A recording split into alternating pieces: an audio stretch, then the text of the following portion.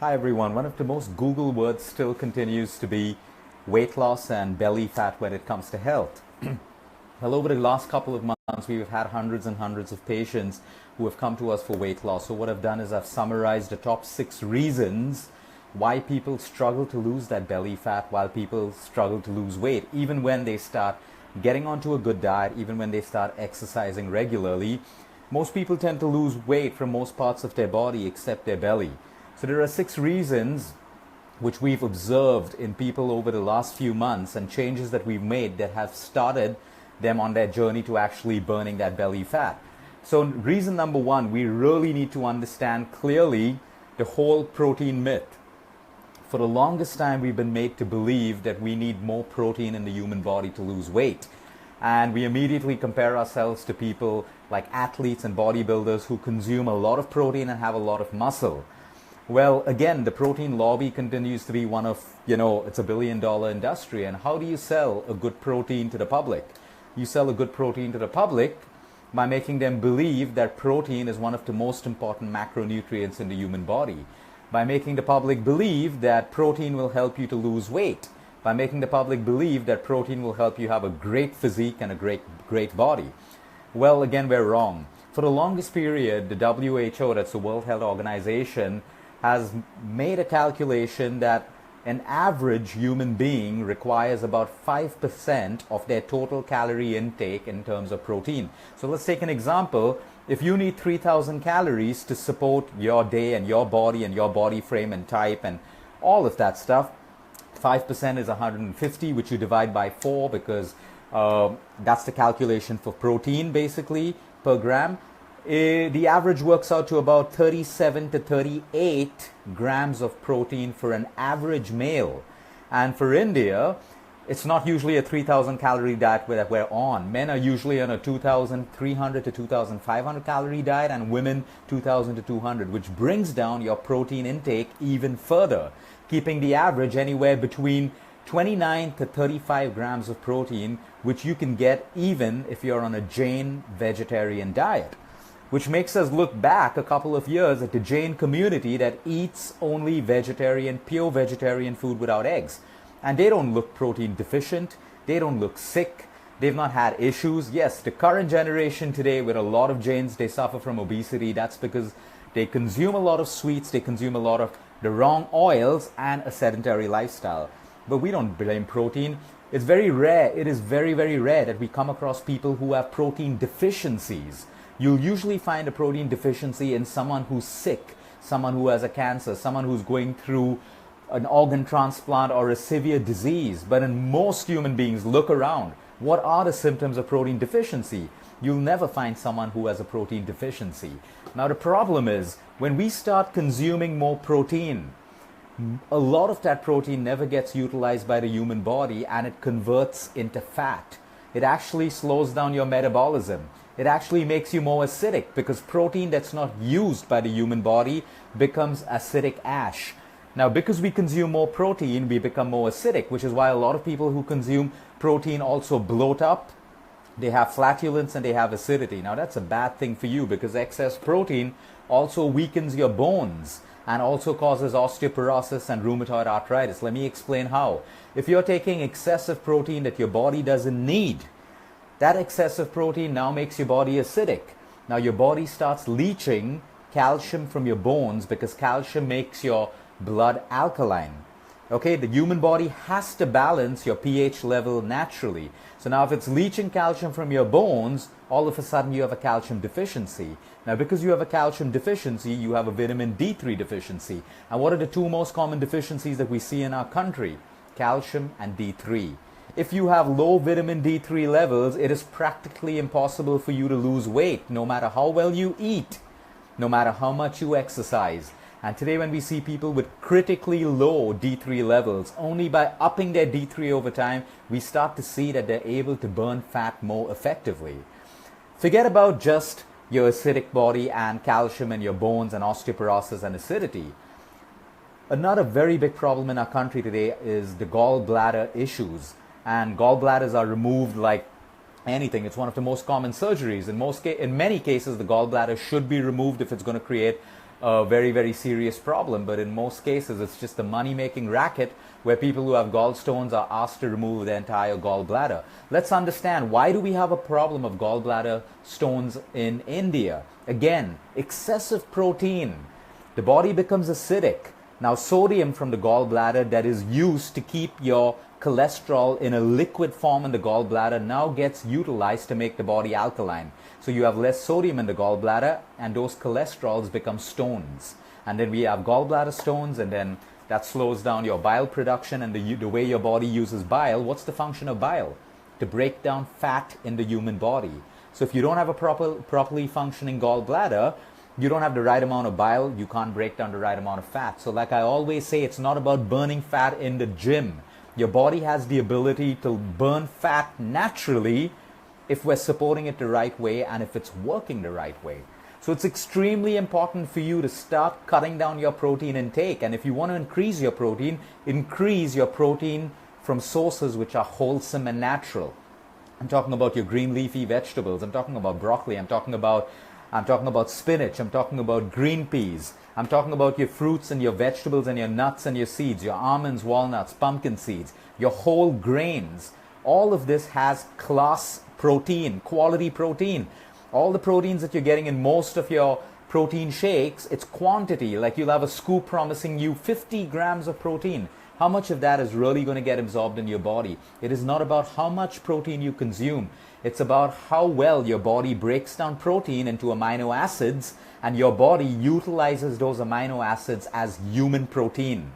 The protein that you see on all of your jars is synthetic protein. Half of it doesn't even get absorbed or broken down into the right amino acids. And that's why, if most people who are in protein shakes consume as much of protein as they do today, they should have great bodies, they should have lean bodies, they should have muscular bodies. But most of them have this incredible amount of body fat, abdominal fat, and side midriff fat. Why? If your protein's working for you, why do you still have fat? Because protein is not the answer. When you have the right amount of quality protein in your diet and your body's breaking it down and utilizing it the right way, those amino acids work for your muscle, and that's how you generate lean mass. That's how protein repairs your cells, rejuvenates your cells. So when people are sick, they need protein, but not from external sources. They need clean plant protein, which breaks down in their body with minimum oxidative stress and contributes towards the healing of their cells. But today we're not talking about disease, we're talking about fat loss. So if you're struggling, the first thing that you need to do, cut down your protein and make sure that you're having sufficient protein at all meals. Breakfast has protein, lunch has protein, your evening snack has protein, and dinner has protein. Because the human body will use protein in small forms spread out throughout the day. All that protein that you put in your body at one time after your shake, after your workout, the body's not utilizing all of it at the same time. Most of it is getting converted into fat. Now, when you look at athletes and bodybuilders, they do three things. They eat, sleep, and they train. They take a lot of protein because they have to build a lot of muscle. But then they take a lot of other supplements and the supporting nutrition to help break down that protein. And their workouts are so intensive, they're causing so much of muscle tear that the body requires more protein to repair it. And that's the difference between athletes, and that's the difference between us laymen. We can't behave like athletes if we don't train like athletes. Let's move down to the next point, which is connected. Overtraining. If you think that the more you work out, the more you'll burn, you're highly mistaken. You have to have shorter workouts so that your body doesn't reach a stage where it produces cortisol, which is a stress hormone, which then starts storing fat in your abdominal region. Let's take, for example, the group of people who run for 1 hour on the treadmill, or they do 1 hour on the elliptical, or they do 1 hour on the stationary cycle. They lose 2-3 kilos and they reach a plateau and they stop losing weight. They never work with exercises that can increase their lean mass. To lose body fat, there is one thing that you need to do: increase your muscle mass, your lean mass. When the more muscle mass you have, the more HGH you produce, which is human growth hormones. The more HGH you produce, the more body fat you burn. So running on a treadmill for 1 hour, all of that stuff doesn't work for your body. You're going to look at high interval training. You're going to look at squats, you're going to look at burpees, you're going to look at pull-ups, you're going to look at push-ups, movements that are natural to the human body, not sitting in a gym and pushing some bar which a machine controls and keeps you in some framework that is not open to your entire body. That never really works for you. So the second thing is overtraining. Okay, if you overtrain, you got to eat more. That's what athletes do. The more they train, the more they eat. But in India, the paradigm is the opposite. We believe that the more we train, the less we should eat, so that we create a deficit. We think that, oh, if I burn 1,000 calories and I eat 500 calories, I have a deficit of 500 calories, I'll lose weight. Unfortunately, the body doesn't work on the principle of math. The body works on the principle of chemistry, physiology, and biology. And so you can't go with those calculations. They've never worked, and it will never work. You need to do smart training for your body, supported by the third point, which is the right recovery. Most people today assume a workout of 6 days out of 7 with one rest day. Now, who designed that? Who told you that a workout should be for 1 hour? Who told you you should work 6 out of 7 days? Why not 2 out of 7 days? Why not 4 out of 7 days? Why not half an hour? Why 1 hour? How do you sell a gym membership? Okay, they work best in slots of 1 hour. So you have everyone promoting a 1 hour workout because it's easy to cycle trainers, it's easy to cycle memberships, all of that stuff. So all of a sudden today we believe that I need to train my body for 1 hour. The most powerful athletes, people with the best bodies, don't train for more than 30 minutes at one time because they understand cortisol. 30 minutes quick workout, put your muscles through maximum intensity and then recover with the right foods and the right amount of recovery. So if you're doing all those 1 hour workouts, make it 30 minutes, eventually make it 25 minutes. So you have to push yourself to finish a lot in lesser time, and that's how your muscle grows. That's how you burn body fat. That brings me to my third point, sleep and recovery, and this is where India has it all wrong. It is so rare to come across a person who's sleeping 7 to 8 hours a night when they're training so heavily. The more you train, the more recovery you have. Have you ever wondered where the weight goes? Where does all your fat go? Where does it melt? Is there a residue of it? All the fat that you burn happens while you sleep at night. We breathe out the fat that we burn.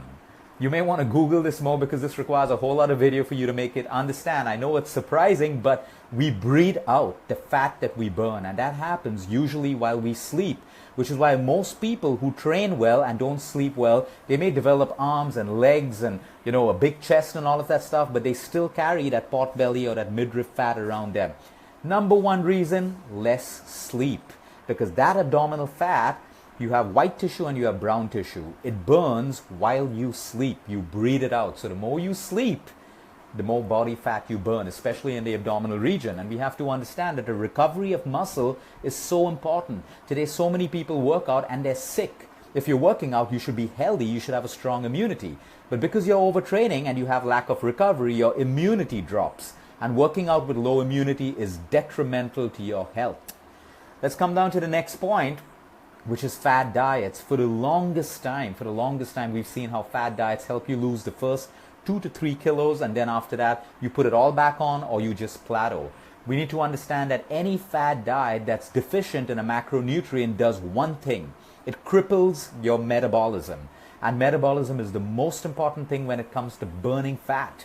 That's why when you carry lean mass and muscle, your metabolic rate is always high. To maintain muscle tone, it requires a lot of energy. That energy comes from your body burning fat constantly. So if you have muscle, it's working for you every minute of the day, which is why you need to make sure that your workout is creating lean mass for you. So you use your body to burn fat. You don't punish your body by putting it through exhaustive workouts, which then requires you to eat more food, which we don't do, and requires more recovery, which we don't do, and we live with that abdominal fat, which is dangerous for us.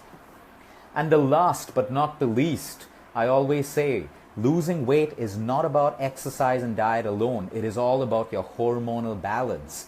If you have the right hormonal balance, your body will allow you to lose weight. If you have the wrong communication between hormones, it is impossible for you to lose weight easily. So what kind of hormonal imbalance am I talking about? Look at our country. We have the highest count of PCOD. We have the highest count of diabetes. We have the highest count of thyroid issues. These are all hormonal imbalance diseases. If we have these conditions, it means we have a hormonal imbalance. And the first thing that we need to look at is correcting this hormonal imbalance through our exercise, through our food, through our sleep, and through our stress levels. Now consider a thyroid patient today. Let's take the example of a woman who has has a thyroid problem or a PCOD problem. What is the best exercise for them? Punishing themselves with exhaustive workouts is only going to make their condition worse and never help them to lose weight. By starting off with gentle movements like walking and yoga and then easing into more, advanced training is the right way to go, because you already have a hormonal imbalance, and here you are punishing your body with exercise which produces adrenal fatigue, which then produces cortisol, and now you have a larger hormonal imbalance. So women who have hormonal imbalances, and men as well, exhaustive workouts and intense workouts is not your answer. You lose more weight by just walking, by doing a little bit of yoga, maybe a little bit of Pilates, and slowly supporting your body to balance your hormones, because it's more rest and recovery that will help you balance your hormones. So there are 10 other points that I can explain to you, but today we're going to keep it short, we're going to keep it quick. I want this to digest into each of you. For some of you, you may take away 1 point. For some of you, you may take away all 6 points, but it's very important for you to understand that you have to break away from the mind pattern of heavy workouts and strict nutrition. It's got to be balanced in all forms of life. To lose weight, there are 4 verticals that you look at. 4 verticals: balanced nutrition, adequate exercise, quality sleep, and your emotional health. Have a good night, everyone. Until next time, eat smart, move more, sleep right, and breathe deep. Hit that reset button. All of us have that one reset button in, and we have control of that button. We can hit it today, we can hit it tomorrow, we can hit it in the next 6 months, and 1 year or 5 years. It's up to you when you want to hit that reset button. Have a great weekend, everyone.